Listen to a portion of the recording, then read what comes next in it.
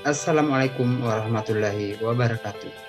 Kembali lagi bersama saya di channel Erul Edukasi, channel kreatif dan inspiratif. Baik, para sahabat edukasi, kali ini kita akan kembali membahas tentang retorika Aristoteles, bagian yang ketiga. Pada konten sebelumnya, kita sudah membahas dua bagian, yaitu tentang esensi retorika dan klasifikasi penggunaan retorika. Pada kesempatan ini, kita akan membahas mengenai aspek-aspek pembentuk kualitas retorika.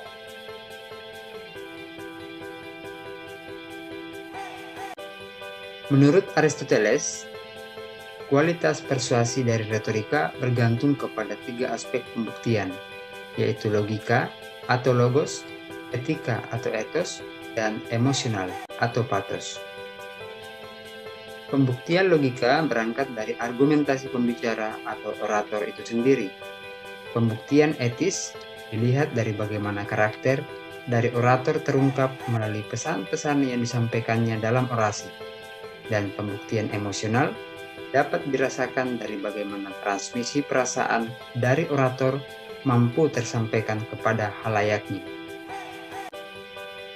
Aristoteles mengutarakan tentang dua konsep pembuktian logis atau logical proof. Yang pertama adalah entimem, dan yang kedua disebut dengan example atau contoh. Entimem sendiri adalah semacam silogisme yang belum sempurna. Contohnya bisa dibuat dalam bentuk premis. Premis mayor, semua manusia memiliki derajat yang sama. Premis minor, saya adalah manusia. Konklusi, maka saya memiliki derajat yang sama. Dalam entimem, biasanya hanya menggunakan premis, semua manusia memiliki derajat yang sama dengan manusia yang lain. Kemudian, saya memiliki derajat yang sama, tanpa perlu menggunakan premis, saya adalah manusia. Entimem ini digunakan dengan tujuan agar halayak menggunakan kerangka logika tertentu, sehingga mereka semacam diberikan ruang untuk menafsirkan premis yang digunakan dalam silogisme yang dimaksud oleh orator. Dengan memberikan ruang tadi, pada dasarnya halayak digiring untuk menggunakan cara berpikir yang sama dengan apa yang dipikirkan oleh orator. Sejauh orasi yang digunakan dapat masuk ke dalam logika, maka pembuktian logis dari orasi yang dilakukan akan terasa cukup efektif. Entimem kemudian diperkuat dengan example atau contoh. Jika entimem digunakan sebagai pembentuk logika atau kerangka berpikir, maka contoh dipakai untuk memperkuat pembuktian dengan detail contoh-contoh dari pemikiran yang dimaksudkan sebelumnya. Kemudian selanjutnya, pembuktian etis atau ethical proof. Menurut Aristoteles, hal tersebut berpulang kepada kredibilitas dari orator tersebut. Retorika yang baik tidak hanya mengandalkan kata-kata yang baik semata, melainkan bahwa oratornya sendiri juga harus terlihat memiliki kredibilitas. Karena seringkali halayak sudah cukup terpesona kepada seseorang bahkan sebelum orang tersebut berpidato atau berorasi, sebelum kata-kata keluar dari mulut orang tersebut. Dalam retorik, Aristoteles menyebutkan tentang tiga sumber kredibilitas yang baik, yaitu intelligence, karakter, dan goodwill.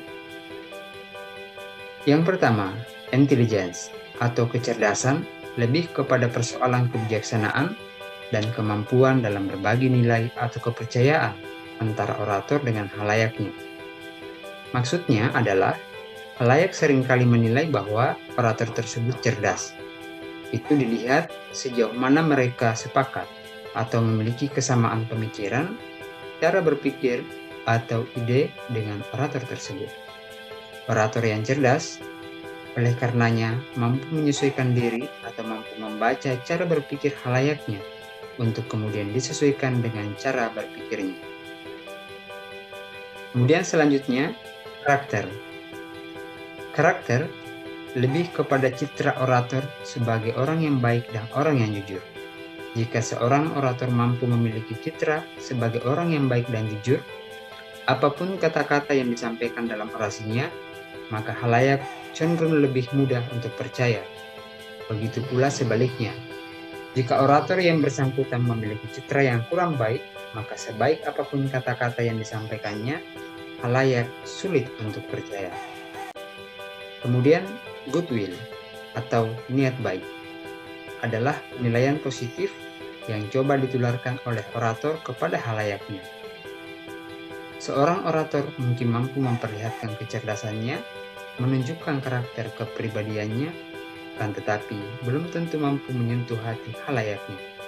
Niat baik ini biasanya dapat dirasakan oleh hati halayak. Kemudian, pembuktian emosional.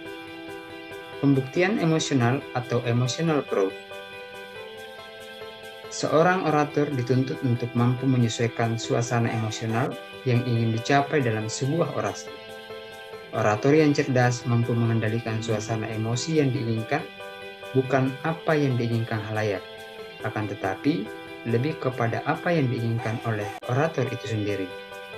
Dengan mengetahui karakteristik halayak, pemahaman yang mendalam terhadap berbagai macam karakter emosi, diharapkan retorika yang dilakukan dapat berjalan efektif.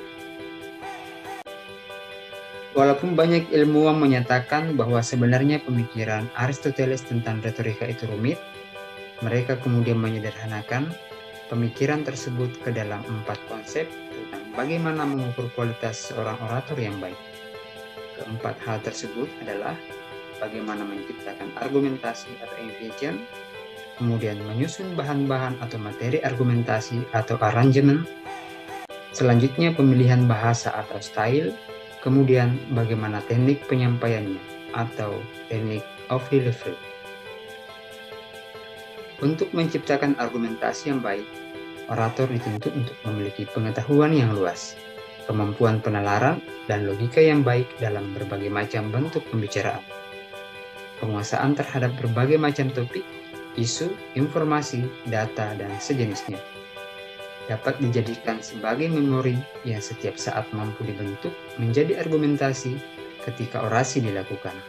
Semakin banyak memori yang dimiliki, maka semakin mudah untuk menciptakan argumentasi yang baik. Aristoteles mengingatkan tentang pentingnya penyusunan dan pentahapan. Argumentasi itu sendiri, menurutnya pada awal-awal orasi baik adalah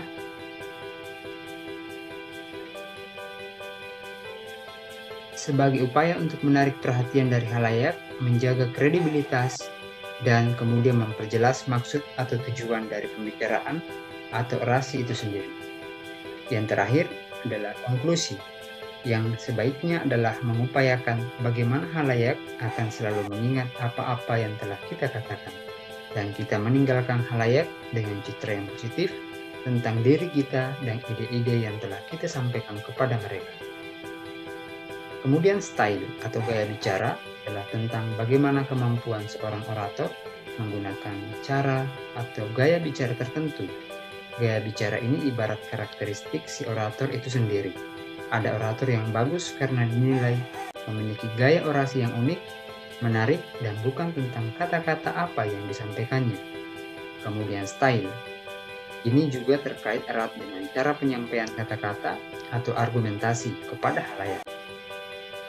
Cara penyampaian yang menarik adalah hal yang penting dalam sebuah orasi, karena keefektifan orasi dilihat dari sejauh mana halayak menilai cara bicara atau cara orasi orang tersebut menarik atau tidak. Mengenai apa yang disampaikannya itu menjadi hal yang berikutnya.